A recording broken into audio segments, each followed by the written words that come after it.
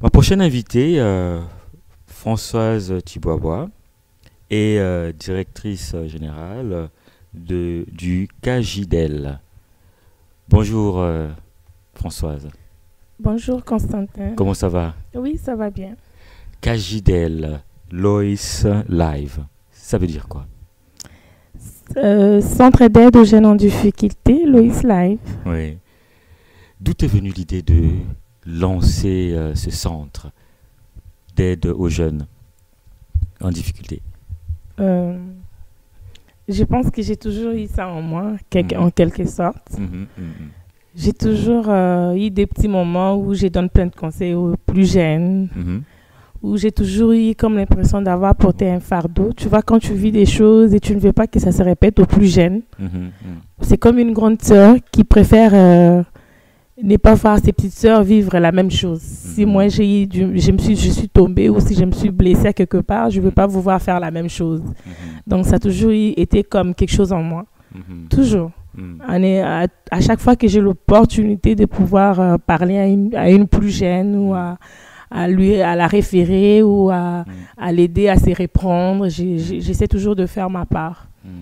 Alors le centre, c'est quelque chose vraiment que je voulais faire. Ça a toujours été une vision, un projet, mais que j'ai décidé, je me suis dit, je pense que je vais me jeter dedans, je vais m'engager à faire ça. Et c'est ça. Est-ce que ça touche pas à tes valeurs, justement? Parce que quand je te sens ému lorsque tu en parles, et on sent que ça va chercher des choses qui touchent à tes valeurs. Est-ce que c'est le cas? Oui, c'est le cas, tu as raison. Ouais. J'en parle parce que ça me vient vraiment du cœur. Ça me vient vraiment du cœur. Et j'aurais aimé aussi... je pourrais dire qu'on est tombé dans ça. Quand nous sommes arrivés au Canada, on a eu quand même la chance d'être encadrés dans une église. Quand tu dis « on », tu parles de qui? Je parle de ma famille, mes frères et sœurs, mon grand frère, et puis mes 4 autres frères, 2 frères et puis 2 sœurs. On était quand même au nombre de 6. Donc, on a été quand même chanceux d'être encadrés dans un ensemble chrétien. Ça, c'est déjà comme une centre d'entraide. Ils nous ont orientés dans des choses et tout. Ils nous ont quand même donné forme et tout. C'était vraiment beaucoup pour nous. Parce que vu qu'on n'avait pas de parents pour s'intégrer facilement au Québec, c'était comme un appui. Donc, c'était très bon pour nous. C'était, comment dirais-je, un nouveau pays, une nouvelle façon de fonctionner. Oui, il fait froid. Oui, c'était pas donné. Hein. Oui, c'était pas donné. Comment as-tu vécu ce changement-là à ton arrivée? C'était difficile. Vraiment, c'était très difficile. Vraiment, les parents n'étaient pas là. Il n'y avait que mon frère en qui je pouvais compter vraiment. Il avait à peine ses 20 ans. Moi, j'avais 18 et demi. J'allais avoir mes 19 ans. Je pourrais dire que la cadette, elle avait 5 ans. 5 ans? Oui. Puis mon autre frère avait 6 ans. Une autre de mes sœurs avait 9 ans. L'autre frère avait 12 ans. C'est quand même des enfants. Déjà que moi, j'avais besoin de ma mère et puis les autres. Donc, on s'est supportés dans l'amour, tout simplement. Il n'y avait que l'amour qui nous réconfortait dans nos démarches pour le papier, pour pouvoir s'intégrer et tout ça. Donc, on pouvait compter l'un sur l'autre. C'était comme ça. Ça s'est fait tout seul avec l'amour. Et puis, on a pu se voler. Chaque personne a pu faire qu'est-ce qu'on pouvait. Mais on est toujours là. Et puis, c'était correct. Est-ce qu'on peut dire que tu joues un peu le rôle de grande sœur, naturellement, mais aussi le rôle de mère, quelque part? Oui, j'ai toujours été comme une mère, mais ça, c'est depuis le pays. Je pense que c'est par rapport à cet amour-là que j'ai, et puis, vu que je suis une grande sœur, je suis 3e de ma famille, et puis je suis la première fille de mes parents. Fait que ma mère a confiance en moi, et puis elle a vu comment je vivais avec mes plus jeunes. Et c'est par là qu'elle a su me donner aussi ses enfants, parce que 5 ans, 6 ans, 9 ans, 12 ans, ils sont jeunes. Même l'immigration était étonnée. Ils disent, écoute, vous n'êtes pas mariés, toi, là? Et puis moi et mon frère, vu qu'on n'a pas la même couleur de peau, moi, j'ai le teint de ma mère et lui qui a le teint de mon père. Quand ils nous regardaient dans l'immigration, ils disaient, mais attends, vous n'êtes pas mariés, vous deux, là? Puis nous qui étaient là, non. Et mon frère était toujours en train de se justifier. Il montrait des images, il montrait des photos. Et c'était quand même assez drôle. Mais il s'est défendu bien. Il a toujours bien joué son rôle de grand frère. Hein. C'est quand même un modèle. Mon frère est un modèle et moi, je suis très fière de lui. Je suis très fière d'être sa petite sœur. Et il est mon appui, il a ma force. Il est vraiment ma force. Je me ressource aussi chez lui. Deux fois, j'ai fait l'effort d'être ce que je suis ou de bien encadrer ma vie pour pas aussi non plus lui faire honte aussi à quelque part. Parce que c'est comme un père aussi à quelque part pour moi. Donc, je pense l'avoir fait l'honneur par rapport à ma vie familiale aussi. Le jour de mon mariage, c'est lui qui m'a fait entrer à l'église. Oui, c'était émouvant. C'est quelque chose. Ben oui. Donc, moi, je voulais quand même partager cet amour-là, cette force-là qu'on avait. Et je me suis dit, on peut quand même donner aussi aux autres. Il faut donner aux suivants. Il faut partager. Il y a des gens qui n'ont pas quoi donner. Mais si tu sens que tu as de quoi donner, tu peux donner. Surtout que l'amour, tout le monde en a besoin. Oui. Surtout dans nos sociétés. Surtout dans la société. On voit les jeunes vraiment se perdre beaucoup. Ils ont beaucoup ils ont besoin d'entendre souvent que non, c'est possible, c'est faisable. Tu peux encore avoir confiance en toi, tu peux encore aller chercher l'estime en toi, tu es capable. Tu n'as pas besoin de quelqu'un pour venir te dire que tu peux. Il suffit de vouloir et tu peux. De nos jours, il y a Internet. Tu as des questions, vas-y sur Google. Tu peux faire des recherches dessus. Tout est possible. On peut les aider à s'orienter. Tu peux aller refaire ta vie. Tu peux te construire quelque chose. Donc, moi, je me dis c'est possible. Il faut juste avoir le bagage qu'il faut. Et si tu crois et puis tu as un grand cœur, tu as de l'amour en toi, tu as un support, tu peux le faire. C'est ce que je me dis. Ça, c'est très bien ça. Et puis, en plus d'avoir de l'amour et d'en donner à d'autres personnes, tu donnes beaucoup de ton temps dans des causes. Élection de Miss, tu travailles avec des jeunes sur l'estime de soi et rehausser la confiance et tout ça. Comment tu arrives à jongler avec tout ça? Oui, ça c'est des causes humanitaires que je me suis dit le centre d'aide en jeunes en difficulté peut quand même apporter un soutien au niveau communautaire à Montréal. Donc, la première année, j'ai travaillé avec... la première fois, j'ai fait avec Miss Montréal et tout. J'ai un commandite avec soins corporels à MAM. Donc, eux, c'est des produits naturels. Avec leurs produits naturels, j'arrive à trouver un petit moment d'atelier avec le jeune candidat et tout. J'ai fait des soins de visage. Je leur recommande des produits naturels. Ensuite, on prend un moment pour parler. Les aider avec ce que moi j'ai comme bagage. Je leur dis combien c'est important de vraiment aller chercher l'estime en soi, la confiance et tout, même pour faire ce qu'elles font là. Ça ne prend pas que l'intelligence, ça ne prend pas que tu sois belle non plus, mais ça prend de l'attitude, ça prend du caractère, ça prend la confiance. Ce matin même, j'étais avec le candidat de Miss Côte d'Ivoire, ça sera pour le 29. Le 29, le 29 avril 2016, ils vont faire leur... C'est-à-dire samedi. Oui, le samedi prochain. J'étais avec eux aujourd'hui le matin. On a fait le soin, l'atelier et tout ça. Et c'est ça c'est vraiment ce que le centre d'aide aux jeunes en difficulté peut apporter aux candidates. Mais c'est vraiment quelque chose que j'aime aussi. Parce que même au niveau du gala, à l'événement, j'apporte un petit panier surprise à la Miss sortant. Ça, je l'ai fait aussi avec Miss Créole Canada, Miss Créole Québec, je pense. Et le Miss Black Inspiration. Et puis Miss Congo Montréal. J'ai travaillé avec ces filles-là. C'était un plaisir pour moi. En tout cas, je trouve beaucoup de joie à faire ça. J'aime beaucoup ce que je fais. Mais quand elles arrivent dans un état donné. Et quand elles en ressortent... elles sont très épanouies, c'est trop contente. Qu'est-ce que ça te fait, mis à part la joie? Ça, oui, elles sont tellement heureuses. Quand tu les vois là, grandir, évoluer comme ça, qu'est-ce que ça te... Est-ce que ça te motive plus? Oui, c'est vrai, c'est encourageant. C'est motivant en fait. Tu vois, quand la petite, comme la tonton fait, elle me dit « Tata, merci beaucoup, Tata, je m'inquiétais beaucoup pour mes petits boutons. Oh, moi, j'ai un visage plus gras et tout. » Tu vois, déjà, le fait que Kajidel apporte ça, là, moi, ça me fait du bien.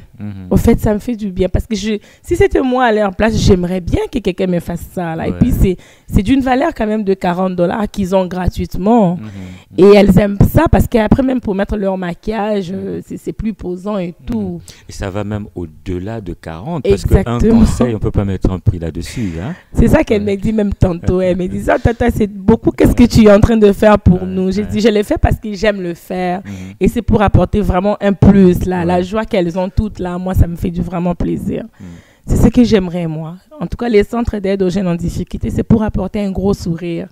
C'est vraiment pour aller te dire que tu peux, encourager. Tu vois, des petits moments comme ça, là, des petits moments ateliers et tout. C'est vraiment ce que moi, j'aime. Ok, c'est excellent.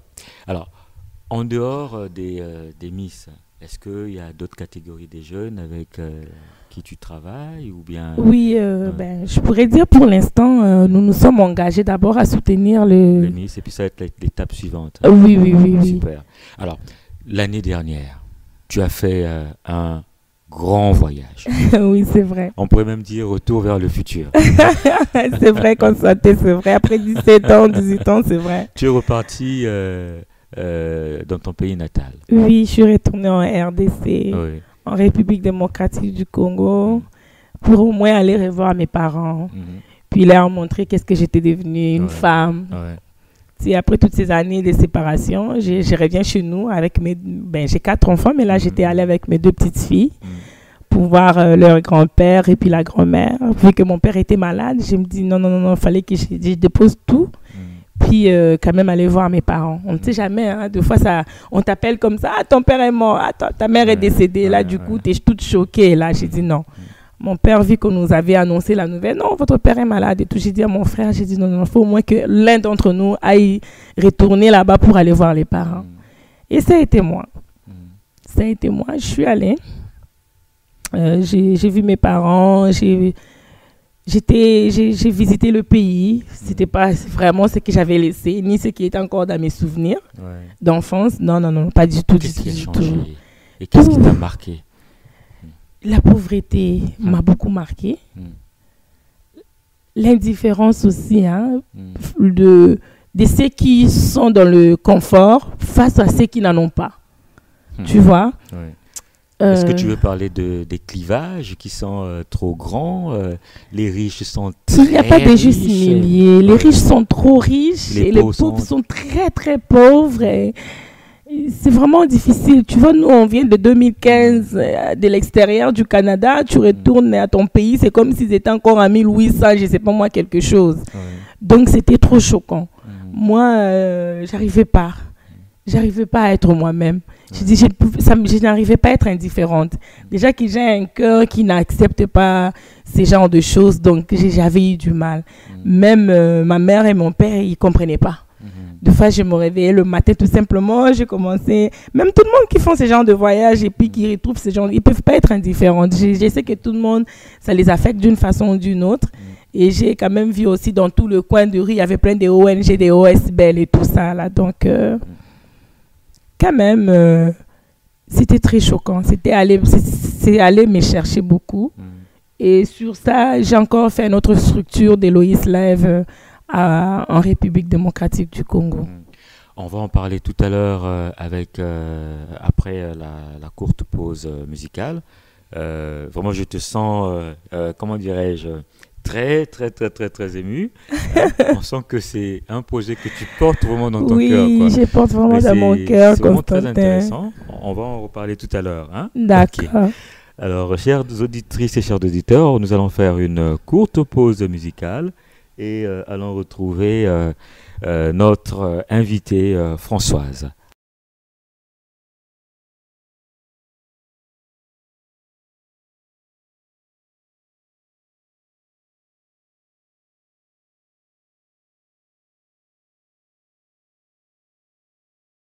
Alors, Françoise nous a parlé de son parcours de résilience. Hein, Françoise, oui, nous étions au Congo, ton retour au Congo. Tu disais tantôt qu'il y avait un gros clivage, la société, j'allais dire, divisée quasiment en deux, les riches d'un côté. Oh oui. Et puis... les plus pauvres encore de l'autre côté. Ouais. Est-ce que ça a été le point culminant pour toi pour te dire, est-ce que c'est ce qui t'a poussé finalement à te dire, mais il faut que je fasse quelque chose? Oui, en quelque sorte, oui. Hein. Parce qu'on ne peut pas voir tout ça et puis rester indifférent. Si on peut apporter un plus, pourquoi pas? Essayons au moins de faire quelque chose. Parce que regarder et ne rien faire, c'est comme si tu rentres dans les lots de ceux qui ont et puis qui regardent comme si, non.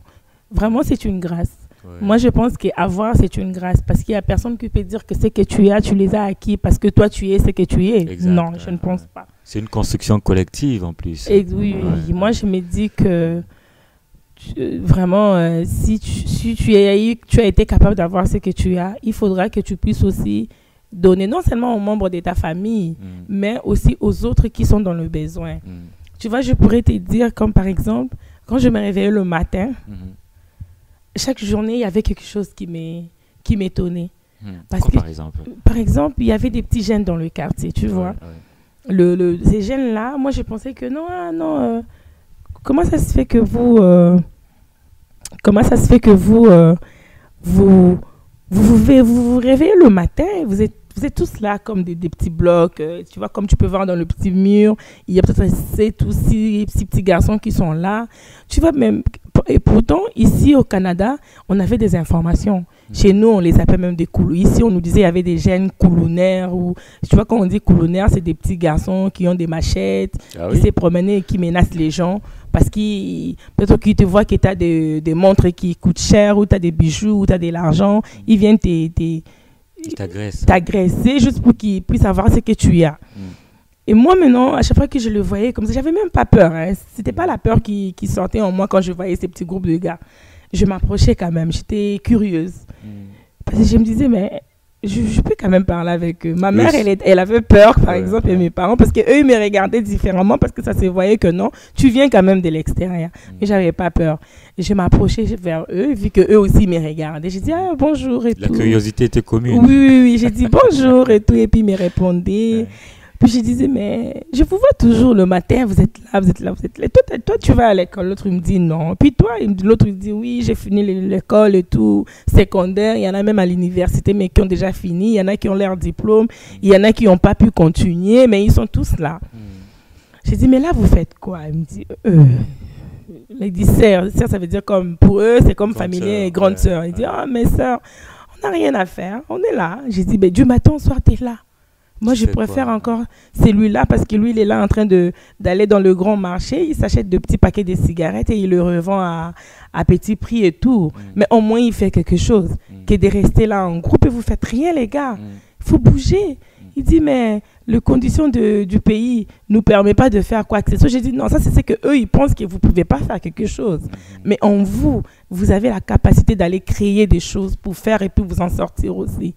C'est vrai que les autres, ils font pas, ils vous donnent pas cette chance-là. Mais la vie peut te refuser quelque chose, mais si tu te bats pour faire comme lui, il fait, tu peux toujours t'en sortir. Tu vois, j'étais toujours en train de leur parler. Puis ils étaient là, oui, mais qu'est-ce qu'on peut faire? Moi, je disais, non, il y en a plein de trucs. On va trouver. C'est là que j'ai aussi eu maintenant la pensée de me dire, mais le centre, on peut le faire aussi en Afrique. Je pourrais le faire aussi chez nous. Tu vois, essayer même ces jeunes-là, ils peuvent être membres du centre et tout. Ils peuvent avoir la formation gratuitement pour même l'Excel Word, saisir des données. Et devenir des modèles positifs aussi. Exactement. Aller chercher même tu vois, même de professeurs qui peuvent donner des cours. Tu vois, même quand tu parles à ces jeunes-là, tu vois, il y en a qui ont des talents. Ils ont des talents de menuisier. Il y a des filles qui peuvent faire la couture. Mais il faut juste les structurer. Leur donner dans le centre des objectifs. Aller chercher en eux qu'est-ce qu'ils ont de meilleur à offrir aussi dans la communauté ou dans notre communauté, au fait. Moi, je me dis c'est possible parce qu'ils ont quand même la base. On peut même faire des cours alphabétiques. Tu vois, quand tu leur amènes des livres, ils pourront lire même là. Mais ils pourront faire quelque chose. Qu'ils n'aient rien faire.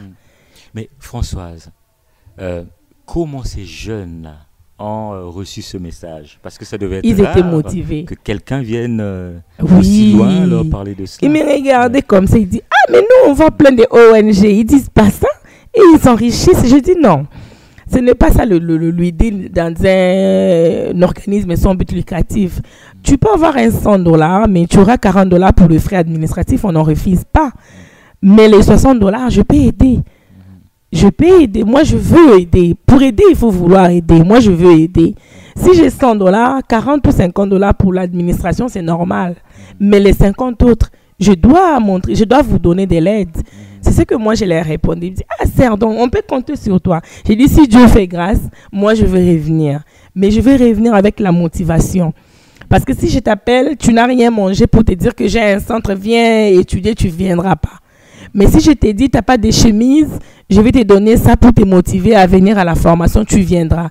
Ou si j'ai fait la structure comme il le faut, je vous motive à quelque part et je vous donne de quoi vous nourrir, même pendant la pause, tu viendras. Et à ton tour, l'idée, c'est d'amener d'être autonome pour que toi aussi, tu puisses aller transmettre aussi ton autonomie à une autre. Pour pas que vous restez comme ça, parce qu'il y a beaucoup de façons de le faire.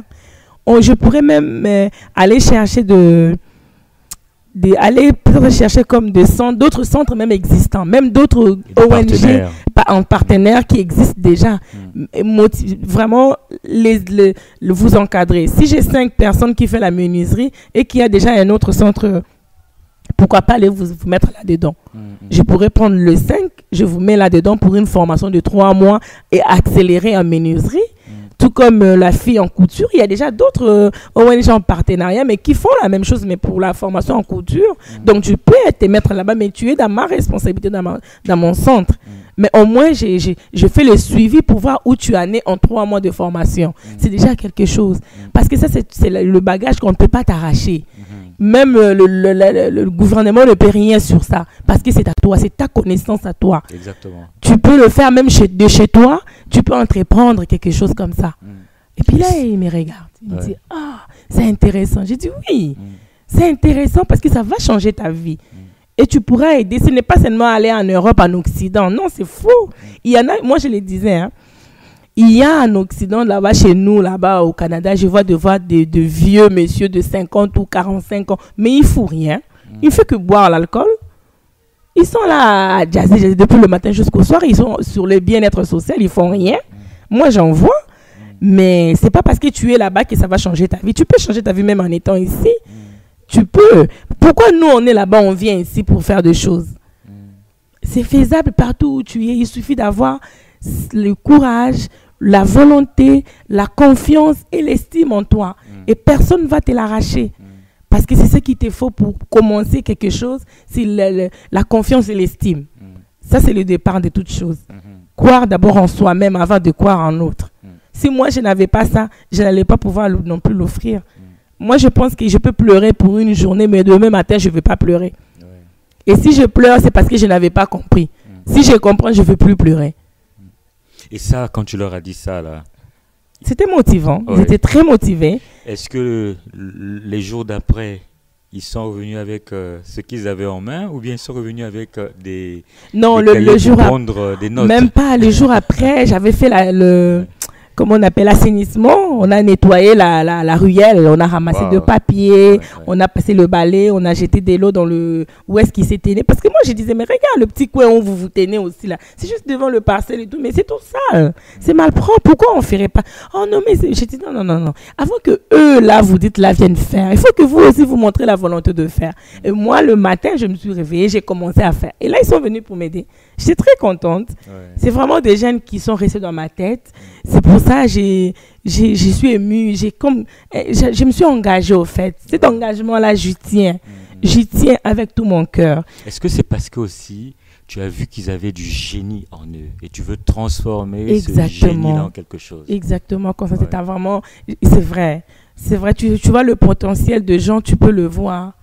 Ils ont quand même beaucoup de potentiel. Déjà, il y en a qui parlent bien français. Je t'ai dit, il y en a qui ont fini les secondaires. Il y en a qui ont fini même l'université. Et ce que moi, j'ai beaucoup aimé chez nous, c'est que le jour où... Tu vois, quand ici, c'est les secondaires 5. Mais le jour où ils reçoivent leur examen, les diplômes d'État, ils sont tellement contents. Vraiment, pour eux, ils ont accompli quelque chose. Mais quelque chose qui ne promet pas que tu auras du travail. C'est ça le truc. Et ils font une grande fête pour ça. Un sentiment de fierté. Oui, un sentiment de fierté. Même le parent, malgré les conditions de notre pays, malgré la structure qui n'aide pas, parce qu'il y a beaucoup de parents qui n'ont pas de travail, il y en a beaucoup. Il y a beaucoup d'enfants qui sont à la maison, qui font rien. Mais ils sont contents. Moi, j'ai demandé à mon père, mais j'ai dit, mais d'où vient cette fierté? Parce qu'il va mettre ça à la maison de toute façon. Il va devenir taximène, ou bien il va devenir, je ne sais pas, il va rien faire, il va vendre l'alcool, mais il ne va pas utiliser ce qu'il a. Et c'est même pas que la moitié de la population, ou bien ils ont une chance de pouvoir, non. C'est faux. La moyenne, la classe moyenne, là, c'est difficile, il n'y en a pas. C'est vraiment soit vous êtes très riche ou pauvre, ou très pauvre. Vous n'avez pas d'issue. Donc si on comprend bien, tu veux les emmener à prendre leur place dans la société. Oui. Okay. Par rapport au centre, c'est vraiment amener les jeunes à trouver une place et aller chercher en soi la capacité d'être autonome. Tu vois, de s'entreprendre soi-même d'abord. Faut pas seulement attendre quelque chose de quelqu'un. Dieu nous a créés tous avec des dons. Comme mon ami Magali des salons coiffure, Maga Coiffure disait, il y a toujours un don en toi. Tu peux aller trouver ça. On dit faire quelque chose que tu aimes. Tu vois? Bien ça, oui, il faut aller chercher en soi. Qu'est-ce que tu aimes? Qu'est-ce que tu aimes? Et quand tu sauras, c'est quoi tu es appelé à quoi en fait? Qu'est-ce que tu dois transmettre? C'est comme une mission de vie. Comme une mission de vie. Quand tu trouves ton objectif et une mission de vie, tu vas bien les faire. Parce que ça ne vient pas seulement de banc de classe. C'est faux. La réussite ne vient pas qu'à l'école. Il y en a qui ont été à l'école, mais qui ne sont pas bons dans la société. Il y a l'école de la vie aussi. Exactement. Il y en a qui n'ont même pas été capables de faire tout ça à l'école, mais dans la vie comme ça, ils s'en sortent comme pas possible. Mais c'est toutefois important d'aller à l'école. Très important parce que aussi, comment je peux dire, l'école, ça nous éduque, ça nous donne forme. L'éducation à l'école, c'est aussi important parce que ça se complète, tout est complémentaire en fait, tout est complémentaire. Tu peux pas non plus trop t'épanouir dans l'un sans l'autre. Tu peux pas.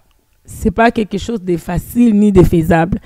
Mais moi, je dirais que la jeunesse est l'avenir de demain. Et l'éducation vaut plus que tout. L'éducation d'abord. C'est très bien. C'est vraiment inspirant. Hein? On va prendre encore une petite pause. Il n'y a pas de problème. Et on va revenir. D'accord. Chères auditrices et chers auditeurs, nous sommes toujours avec Françoise. Nous allons prendre une courte pause publicitaire et on va vous retrouver dans un instant. Merci beaucoup, restez avec nous.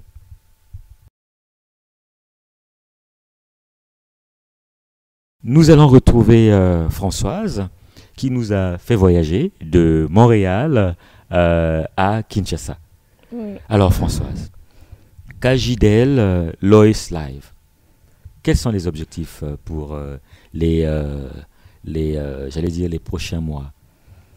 Oui, face à tout ça, à mon retour, je me suis engagée à soutenir aux besoins des enfants dans le milieu scolaire en RDC. Donc, pour ça, nous organisons la soirée charité le 11 juin. Ah, c'est intéressant ça. Oui. Ça va nous permettre quand même d'amasser les fonds et pouvoir acheter de fournitures scolaires ou payer le Minerval pour les enfants orphelins. Tu vois, c'était déjà trop dur pour ce que j'avais remarqué sur place, vu que les parents n'ont pas trop de travail ou de moyens. Ça va toujours aider ceux qui sont orphelins aussi dans les instituts et tout. Tu vois, je les ai encadrés. J'ai encadré plus ma mission au niveau scolaire par rapport à l'éducation, parce que je me dis toujours que jeunesse, avenir de demain, et l'éducation, vraiment, c'est ce qu'il faut. Ça va leur donner quand même des outils et tout, pour pouvoir se promouvoir aussi un jour à l'avenir, et puis C'est ça, donc... et créer un effet de contagion, entre guillemets, c'est-à-dire qu'ils vont influencer d'autres jeunes aussi, oui. Suite, quoi. Il y a ça, oui. Donc, moi, j'invite tout le monde. Tu vois, la charité, elle nous vient du cœur, hein, c'est pas ethnique et tout. Exactement. Donc, tout le monde est le bienvenu à la soirée. Vous pouvez venir, ça sera au coût de $20 pour la réservation de billets. Okay. Et avant le 1er juin, c'est $20. Juste nous appeler au 514-627-1792 ou sinon aller sur la page Facebook Loïs Live Kajidel, inbox, nous écrire un message. Ça nous fera vraiment plaisir. On espère avoir au moins 200 personnes. La soirée, la salle elle est grande. La soirée sera de 17h30 à minuit. Donc la boisson sera à vendre pour quand même amasser de fonds et la nourriture sera comprise.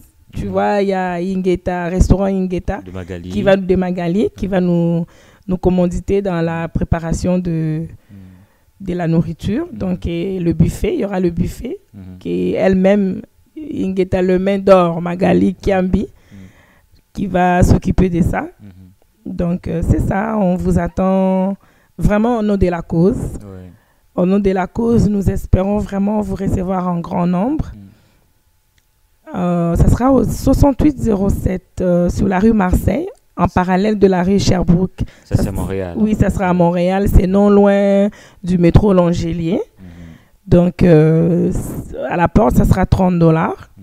N'hésitez pas d'appeler. Il ne faut pas vraiment hésiter d'appeler pour réserver ne fût-ce que votre table. Il y aura des tables de 10 personnes. Si vous pouvez inviter vos amis pour être plus en confort durant la soirée, vous pouvez appeler pour réserver la table. Nous allons nous faire le plaisir de vous réserver la table. Mais avant le 1er juin. Avant le 1er juin, appelez. Donc, après la soirée, nous allons quand même essayer, nous allons nous organiser pour acheminer le don que nous allons recevoir durant la soirée. Parce que les enfants, l'école va retourner pour le mois de septembre. Oui. Et ça arrive vite après. Oui, ça arrive vite après. Donc, il faudra quand même les envoyer à ces tout petits là, les fournitures. Ils seront très contents et je suis sûre que les parents aussi seront très contents parce que ça sera vraiment beaucoup d'aide. Hein. Pour eux, c'est grand. Déjà, le matériel scolaire en soi, ça c'est de l'argent, ça coûte beaucoup aussi. Là. Donc, vraiment, c'est une bonne cause. Moi, je dis que c'est une bonne cause, ça vaut la peine. Pour ce que j'ai vécu là-bas sur place, pour ce que j'ai vu, je ne dis pas que je vais changer beaucoup. Mais si je peux changer un peu, c'est quelque chose que de ne rien changer du tout. Oui. Apporter le minimum, c'est mieux que de ne pas apporter du tout. Donc, on ne doit pas attendre d'être riche ou d'être je ne sais pas moi quoi pour pouvoir aider ou donner. Non. Avec le peu qu'on a, il faut partager. Exact. Et ça crée un effet de contagion, une boule de neige après. Exactement. Donc, moi, je vous invite à grand nombre. Vous êtes tous le bienvenu, Haïtiens, Québécois, Guinéens, Camerounais, en tout cas, tout le monde. Les amis de Montréal, les amis d'Ottawa, les amis de Toronto, vraiment tous les Congolais du 243 et les Congolais voisins et tout, Angolais, 242. Venez tous. Vraiment, la charité, ça nous vient du cœur. C'est lui qui va se sentir charitable le 11 juin. Il est le bienvenu. Pour la cause de l'éducation des enfants. C'est vraiment pour soutenir aux besoins éducatifs des enfants dans le milieu scolaire. Et si possible, pouvoir payer le Minerval des enfants orphelins. Le Minerval qui sont les frais de scolarité. Les frais de scolarité, c'est vrai. Donc, c'est ça. Mais c'est vraiment excellent. Hein? Malheureusement, les bonnes choses ne durent pas. Mais ça ne va pas être la dernière fois que tu reviens. Tu pourras peut-être revenir nous parler de l'élection Miss... oui, Miss, ce ne sera pas la dernière fois, Miss, Constantin. Je vais toujours revenir. Il y a toujours Miss, beaucoup d'autres activités que nous organiserons à l'avenir. On a beaucoup de projets et tout. Les enfants, ils n'ont pas que... les retours à l'école. Il y a aussi les temps de fête, il faudra les motiver aussi. Tu vois, les enfants, il faut toujours les motiver. Quand tu repartiras, il faudra nous faire signe. Entrepreneuriat Business Consulting donnera une formation à un jeune on en reparlera tout à l'heure, quoi. D'accord. Vous avez le besoin vous avez le soutien de Entrepreneurial Business Consulting. Ah, mais merci beaucoup, Constantin. Je ne donne pas la valeur de la bourse, mais on donne une bourse à un jeune pour qu'il suive la formation des classes entrepreneuriales sans frontières. Ah, merci beaucoup. Donc, tu tireras au sort et tu m'enverras le nom. D'accord, il n'y a pas de souci. Merci beaucoup, Constantin. C'est beaucoup déjà. Merci. De rien. Ben alors, donc, merci encore. Est-ce que tu as un dernier mot à part cela? Est-ce qu'il y a quelque chose qu'on a oublié, que tu aimerais dire? Non, pas vraiment. Okay. Mais bon, je suis directrice aussi de soins corporels à MAM. Ouais. Je profiterai aussi pour inviter les gens qui ne connaissent pas d'aller quand même visiter ma page Facebook, de liker et de partager. Soins corporels à MAM. Soins corporels à MAM. C'est un bon commanditaire pour Cagidel, Loïs Live. Donc, allez visiter la page Soins corporels à MAM, liker et puis partager. Et si vous avez des commandes ou vous aimeriez avoir les kits à MAM pour vos événements, mariages, anniversaires ou les finissants, pour ceux qui ont des problèmes de peau, taches, boutons et tout, c'est un bon kit à MAM, c'est naturel, c'est biologique, ça nous vient tout droit du Maroc. Ça, c'est un petit secret marocain. Hein?